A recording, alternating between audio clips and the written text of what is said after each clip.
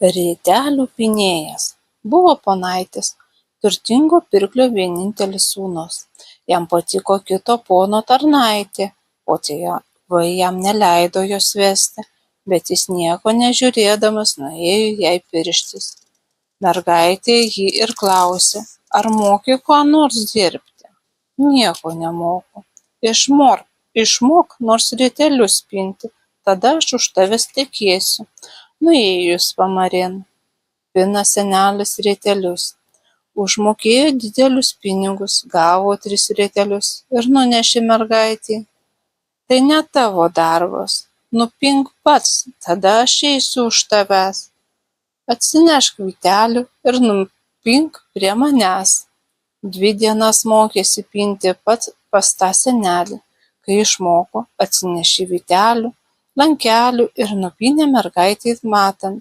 Tada jie susituokė, sėdi jie krautuvėj ir pardavinėja prekes. Kartą jam prireikė išvažiuoti ketan miestan prekių parsivežti, o ta pirklienė labai patiko tokiam ministrui. Privažiavo 4 arklių, tuoj ištraukė ją iš krėslo vežiman ir išsivežė. Parvažiavo vyras namo, nebėra žmonos. Jam net galvoj pradėjo maišytis, o jo turtą kiti išgrobstė. Vaikščiojo jis apiplyšęs, kaip koks elgeta, kur duonos gabalėlį kas duoda. Tikras badas, galvojo ir atsigodo, kad moka rietelius pinti. Vieną dieną nupynė 2 rietelius, pardavęs nusipirko duonos ir silkių.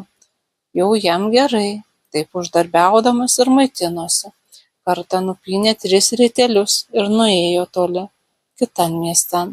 Ogi ateina su tarnaite tokia ponia, visa iš šilkuose ir dera tos rietelius. Eik paskui mane, aš tau namie užmokėsiu. Kai nuėjo į namus, ponia jį klausė, ar pažįsti mane? Nepažįstu, ogi aš tavo žmona. Matai, kaip gerai, kad išmokai kokį nors darbą dirbti. Ministro tada nebuvo name. Davė ji jam daug pinigų, liepė nusipirkti 4 gerų arklių, pasisamdyti vežėją ir kiekvieną sekmadienį važiuoti pro ministro namus. Kartą žmona klausė ministrą, koks čia ponas vis sekmadieniais popiet gelsvais arkliais važiuoja? Nežinau. Reikia kada pasikviesti, tai sužinosim. Kartą buvo pas ministrą didelė puota ir vėl jis važiuoja pro šalį.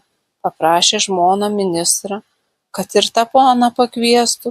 Ministras sutiko, pakvietė jį, pasodino prie svečių ir klausinėjo, iš kur esąs, kokie jų krašte papročiai.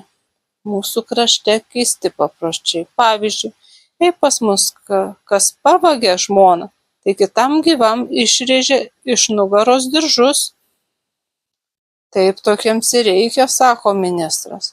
Duok šią nugarą, ogi ir tu tai padarei, pavogei mano žmoną ir išrėžė tam ministrui iš nugaros diržus, pasiėmė savo žmoną ir išvažiavo.